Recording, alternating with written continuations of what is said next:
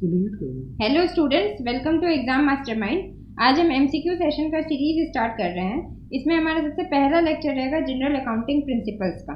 तो आइए इस लेक्चर को शुरू करते हैं। इस लेक्चर का पीडीएफ मैं टेलीग्राम चैनल पे डाल दूंगी, जिसका लिंक मैंने डिस्क्रिप्शन बॉक्स में दे दिया है। तो आप वहां से जाके टेलीग्राम ग्रुप को ज्वाइन कीजिए और पीडीएफ वहां से डाउनलोड कर सकते हैं। नाउ हम सेशन को स्टार्ट करते हैं। हमारा सबसे फर्स्ट क्वेश्चन है, gap is an abbreviation for.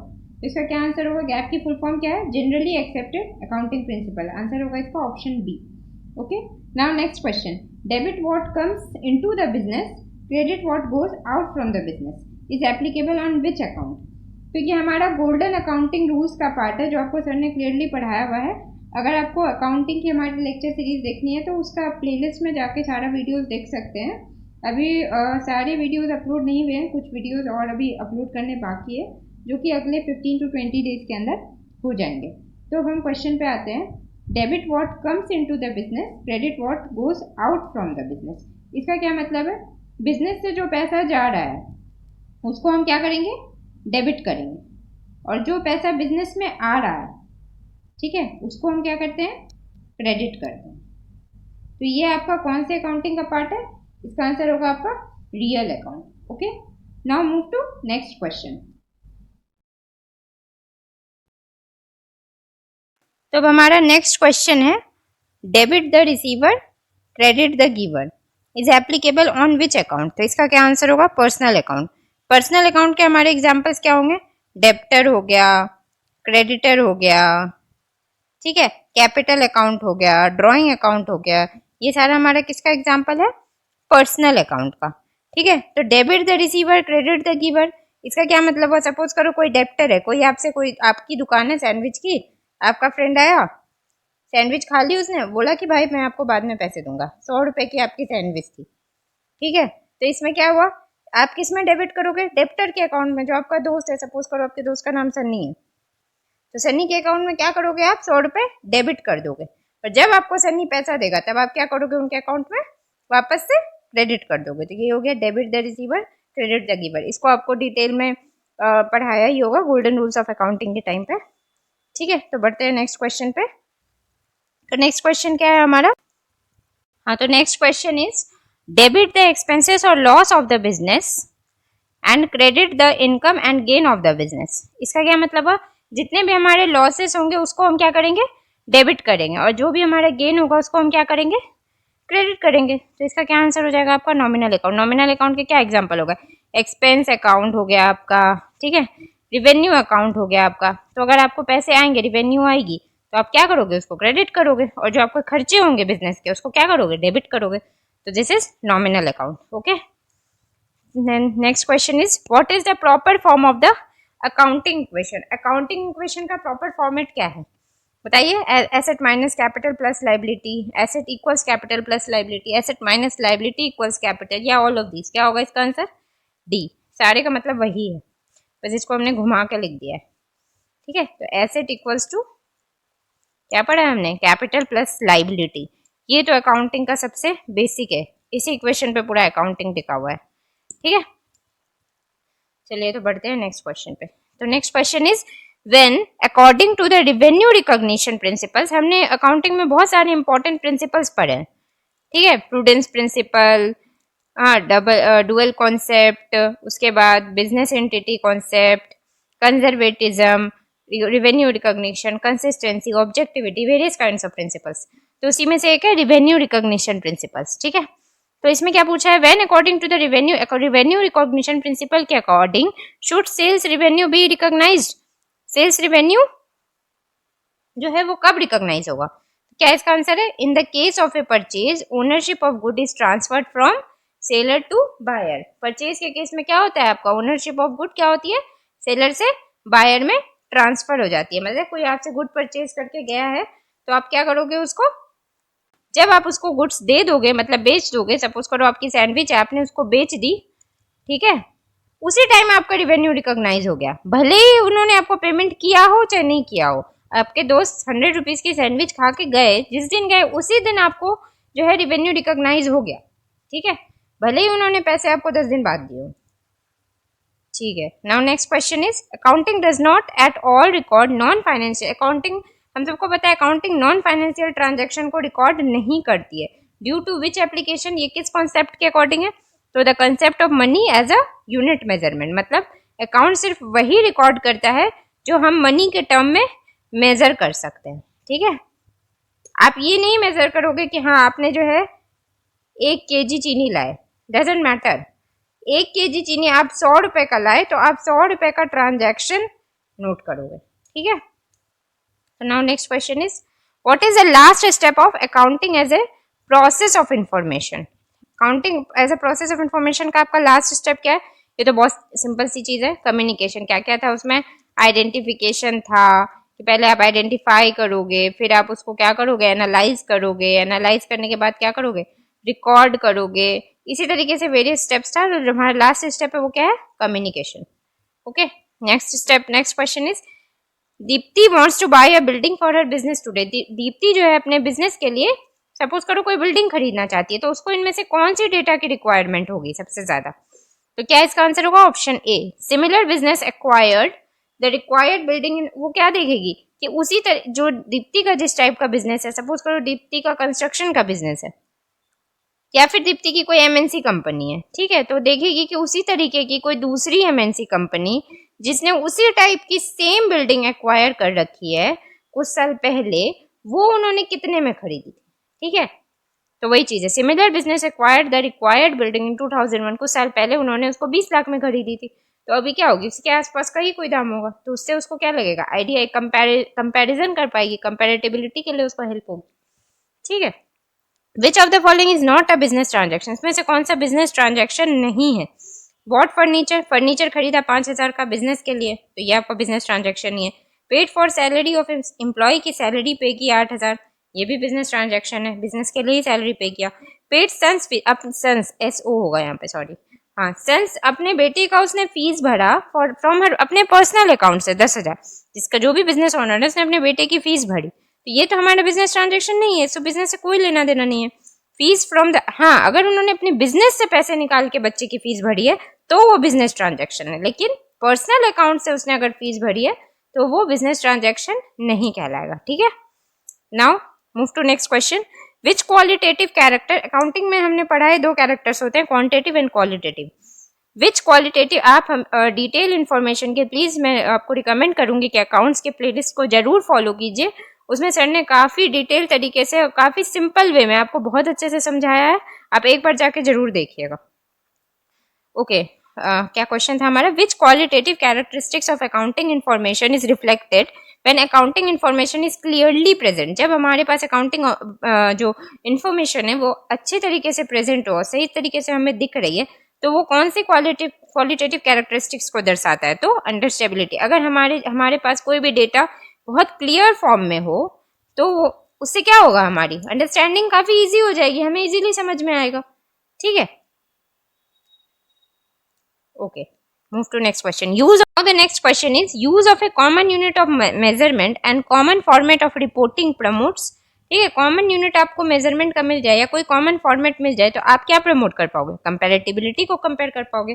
Suppose करो आपकी शॉप है किराने की, आपके यहाँ 2 kg चीनी मिल रहा है 40 रुपए का, सामने वाले की तो शॉप है सेम किराने की, उनके यहाँ 2 kg का चीनी मिल रहा है मान लो 45 रुपए का, तो आप कहाँ से खरीदना, आप क्या देखोगे, कहाँ से खरीदोगे? आप ऑब्वियसली यहाँ से खरीदना पसंद करोगे। ठीक है, तो आपको एक कॉमन यूनिट ऑफ मेजरमेंट मिल गया, भाई मैं वहां पे गया तो वहां पे भी सेम चीज इतने में मिल रही है, यहाँ पे सेम चीज इतने में मिल रही है, तो आपको डेटा को कंपेयर करना आसान हो जाएगा। ठीक है, now next question, the documentary evidence in support of a transaction. किसी भी ट्रांजेक्शन के सपोर्ट में हम कोई डॉक्यूमेंट्री एविडेंस लगाते हैं तो उसको अकाउंटिंग की भाषा में क्या कहते हैं? वाउचर। ये सिंपल आप याद कर लो। ठीक है, now next question is what is objective? Accounting का हमारा क्या ऑब्जेक्टिव है? All of these, maintain record of business, business का रिकॉर्ड को मेंटेन करता है, प्रॉफिट एंड लॉस को कैलकुलेट करता है, और क्या बताता है? बिजनेस के फाइनेंशियल पोजीशन को बताता है, and make information available to various groups and users, और उस इन्फॉर्मेशन को जो है हर बहुत अलग अलग तरीके के ग्रुप ऑफ यूजर्स को इन्फॉर्म भी करता है। ठीक है, now next question, what are the qualitative characters of accounting? Accounting के क्वालिटेटिव कैरेक्टरिस्टिक्स क्या क्या है? सारे ही ऑल ऑफ दीज होगा, ये भी reliability, understandability, relevance and comparability. ठीक है, now next question, When information about two different enterprises have been prepared presented in a similar way, अगर किसी दो ऑर्गेनाइजेशन की जो है इंफॉर्मेशन एक ही सिमिलर वे में प्रिपेयर की गई हो, ठीक है, तो ये किस चीज का, ये कौन सा कैरेक्टरिस्टिक्स को दिखाता है? अभी हमने थोड़ी देर पहले ही पढ़ा कंपेरेबिलिटी। इसमें क्या होगा आंसर? नन ऑफ दीज होगा इसका आंसर, ठीक है। इसका आंसर क्या होगा? कंपेरेबिलिटी। अगर आप दो अलग अलग ऑर्गेनाइजेशन है, दोनों का डेटा कंपेयर करना है, आप कैसे करोगे? सपोज करो कि एक ने डेटा दे रखा है दूसरे फॉर्म में, दूसरे ने डेटा दे रखा है दूसरे फॉर्म में, आप कंपेयर कर पाओगे? एक ने डेटा दे रखा है किसी और फॉर्म में, दूसरे ने दे रखा है किसी और फॉर्म में, आपको कंपेयर करना मुश्किल हो जाएगा, आप नहीं कंपेयर कर पाओगे। किसी ने single line depreciation, straight line depreciation method use किया है, किसी ने दूसरा वाला डिप्रिसिएशन मेथड यूज किया है, तो आप कंपेयर ही नहीं कर पाओगे। तो अगर सिमिलर काइंड ऑफ डेटा होगा आप तभी कंपेयर कर पाओगे, ओके।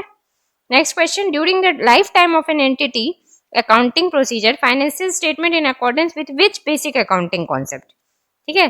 लाइफ टाइम अगर एंटिटी का हम देखें तो वो कह रहे हैं कि during the life time of an entity accounting procedure financial statement जो है वो किस अकाउंट प्रिंसिपल के बेसिस पे है? तो उसका क्या आंसर होगा? Accounting period. आंसर होगा आपका अकाउंटिंग पीरियड, ठीक है। तो इसका क्या मतलब हुआ कि अकाउंटिंग प्रोसीजर में जो हम फाइनेंशियल स्टेटमेंट बनाते हैं वो किस कॉन्सेप्ट के अकॉर्डिंग बनाते हैं? अकाउंटिंग पीरियड के। आप फाइनेंशियल स्टेटमेंट बनाओगे, प्रॉफिट एंड लॉस कैलकुलेट करोगे, आप एक कोई पीरियड लोगे ना, उसी पीरियड का तो आप प्रॉफिट लॉस कैलकुलेट करोगे, उसी पीरियड की तो आप बैलेंस शीट बनाओगे। तो जनरली हम फाइनेंशियल ईयर ही मान के चलते हैं कि 1 अप्रैल से लेके क्या होता है 31 मार्च तक, है ना। चलो now next question, a concept that a business enterprise will not be sold. हम एक कॉन्सेप्ट लेके चलते हैं ना जिसमें हम ये मान के चलते हैं कि हमारा बिजनेस जो है वो कभी नहीं बिकेगा, कभी लिक्विडेट नहीं होगा, हमेशा चलता ही रहेगा। तो ये हमारा कौन सा कॉन्सेप्ट है? गोइंग कंसर्न कॉन्सेप्ट, ठीक है। Now move to next question, the primary qualities that makes accounting information useful for decision making. Decision making में हमें कौन सी क्वालिटीज जो है अकाउंटिंग की वो हेल्प करती है? तो इसका क्या आंसर होगा? Reliability and comparability. ये अकाउंटिंग की आपकी क्या है? डिसीजन मेकिंग के लिए सबसे प्राइमरी क्वालिटीज। आप कोई भी डिसीजन कब लोगे? जब आप उस डेटा पे रिलाई कर पाओगे कि हाँ हमारा डेटा 100% सही है, और दूसरा क्या, कंपेयर कर पाओगे। जब तक आप डेटा पे रिलाई नहीं करोगे तब तक आप कंपेयर कैसे करोगे? तो reliability and comparability are the most primary qualities of to make accounting information useful for decision making, right. Now next question is recognition of expenses in the same period as associated revenue is known as which concept? ठीक है, इसका क्या इसमें क्या answer होगा? Matching concept. Matching concept हमारा क्या कहता है? मैचिंग कॉन्सेप्ट ये कहता है कि आप जिस पीरियड का गेन ले रहे हो उसी पीरियड का ही तो आप लॉस भी देखोगे, तभी तो आप कंपेयर कर पाओगे ना कि आपको प्रॉफिट हो रहा है या लॉस हो रहा है। समझ रहे हो मेरी बात? जिस पीरियड आपने सपोज करो आप देख रहे हो कि आपको 2 साल में जो है वो कितना गेन हुआ, ठीक है, आप लॉस अपना 10 साल का देख रहे हो, तो आपको क्या होगा? ऑब्वियसली आपको लॉस ही दिखेगा।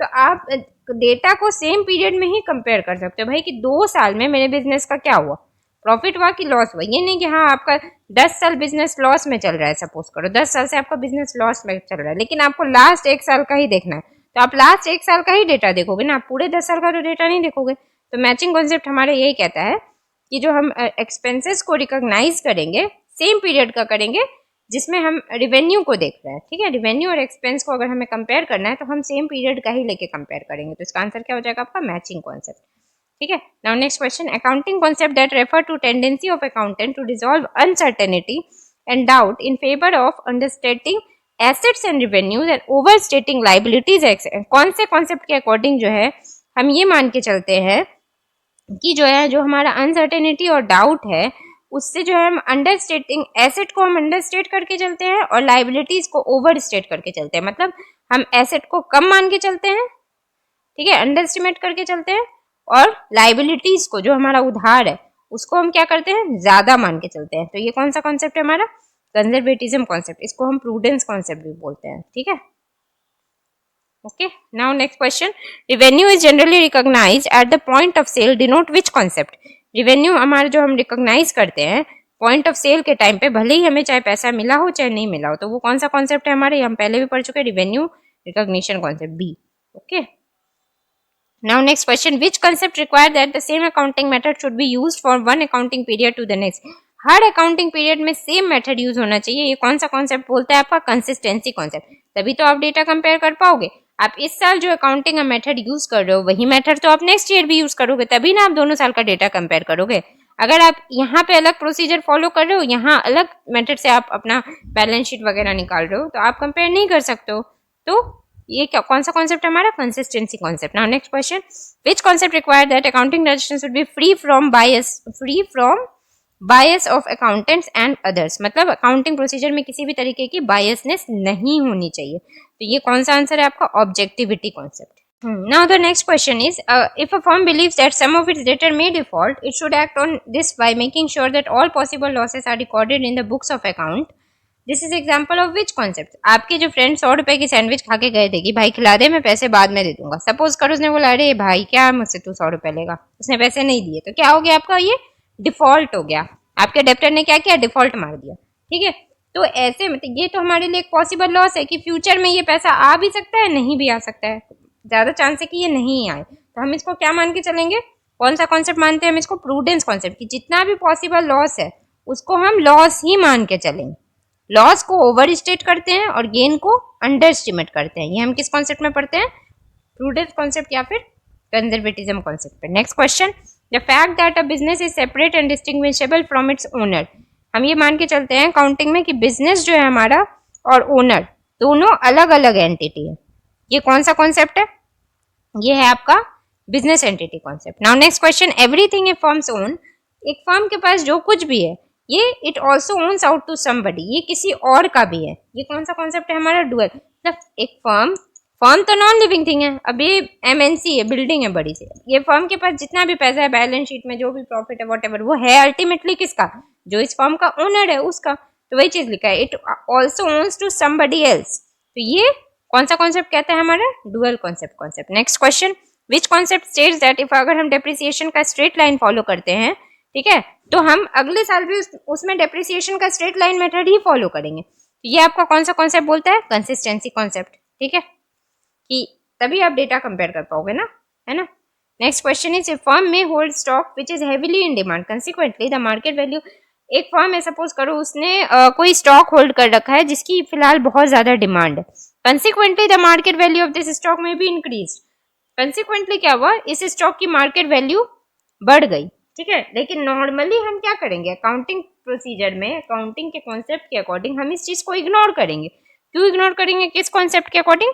वही कंजर्वेटिज्म या प्रूडेंस कॉन्सेप्ट के अकॉर्डिंग। क्यों? क्योंकि हम इसमें गेन को, तो पॉसिबल गेन जो है हमारा उसको हम इग्नोर करके चलते हैं, लेकिन पॉसिबल लॉस है उसको हम क्या करते हैं? लेके चलते हैं। ठीक है, now next question, if a firm receives an order for good it would not be included in the sales figure. ठीक है, अगर कोई फर्म को ऑर्डर, सपोज करो आपकी केक की शॉप है, नहीं हम सैंडविच वाला एग्जांपल लिया था, हम वही लेके चलेंगे। सपोज करो आपकी सैंडविच की शॉप है, ठीक है, तो आपको जो है मान लो 100 सैंडविच का ऑर्डर आया कि भाई मेरे घर में 3 दिन के बाद पार्टी है, आपको 100 सैंडविचेस डिलीवर करने। तो क्या हम इसको सेल्स में दिखाएंगे? नहीं दिखाएंगे। किस कॉन्सेप्ट के अकॉर्डिंग? Revenue recognition. जब तक आप सर्विस की डिलीवरी नहीं कर देते हो, भले आपको पैसे मिले चाहे नहीं मिले, आपकी 3 दिन के बाद पार्टी है, आपने वहां जाके सैंडविच की डिलीवरी कर दी, तब जाके आप उसको अपने रिवेन्यू में रिकॉग्नाइज करोगे। ऑर्डर से सिर्फ आप रिकॉग्नाइज नहीं कर सकते हो। ये कौन सा कॉन्सेप्ट कहता है हमारा? Revenue recognition concept. आपने ऑर्डर ले लिया, अब ये आपके लिए लाइबिलिटी बन गई कि आपको उनको 100 सैंडविचेस डिलीवर करने हैं। जब आपने ये चीज कर दी है डिलीवर, उसके बाद जाके जो है आप उसको अपने बुक्स ऑफ अकाउंट में दिखा सकते हो। ठीक है, now next question, the management of a firm is remarkably incompetent but the firm account can not take this into account. देखो कोई आपका फर्म है, सैंडविच वाला ही फर्म, तो उसका जो मैनेजमेंट है वो अच्छा नहीं है, एकदम बेकार है। ठीक है, अगर मैनेजमेंट आपका एकदम बेकार है तो लेकिन आपका जो फर्म का अकाउंटेंट है वो इस चीज को अकाउंटिंग बुक में नहीं लिख सकता है। क्यों नहीं ले सकता है? किस कॉन्सेप्ट के अकॉर्डिंग? मनी मेजरमेंट के अकॉर्डिंग। क्योंकि हम अकाउंटिंग बुक में सिर्फ वही डेटा लिखेंगे जिसको हम मनी के टर्म में मेजर कर पाए। ठीक है, तो अगर कोई बंदा, कोई एम्प्लॉय ढंग से काम नहीं कर रहा है तो उस चीज को तो हम मनी के टर्म में मेजर नहीं कर सकते हैं। ठीक, तो ये कौन सा कॉन्सेप्ट कहता है हमारा? Money measurement concept. I hope कि आपको आज का मेरा ये एमसीक्यू सेशन अच्छा लगा हो। आप मुझे कमेंट सेक्शन में जरूर बताइएगा कि आपको कैसा लगा मेरा सेशन, तो सो दैट कि मैं इसको आगे भी कंटिन्यू करूं और भी अकाउंटिंग के जितने लेक्चर्स होंगे आगे बढ़ेंगे, उस तरीके से धीरे धीरे हम सारे एमसीक्यूज करवाएंगे। और बाकी कोशिश रहेगी मेरी कि मैं और सब्जेक्ट्स के भी एमसीक्यू आपको कवर करवा दूं जल्दी से जल्दी, क्योंकि अब हमारे एग्जाम में ज़्यादा टाइम नहीं है। तो thank you so much and thank you for watching my video. Have a nice day. हाँ, एंड वन मोर थिंग, अगर आपको मेरा चैनल, मेरी एफर्ट पसंद आ रही हो तो प्लीज़ मेरे चैनल को लाइक कीजिए, सब्सक्राइब कीजिए, अपने फ्रेंड्स के साथ शेयर कीजिए। इसका पीडीएफ मैं टेलीग्राम चैनल पे अपलोड कर दूंगी, तो आप वहां से जाके पीडीएफ डाउनलोड कर सकते हैं। लिंक मैंने टेलीग्राम चैनल का डिस्क्रिप्शन बॉक्स में डाल दिया है। Thank you once again.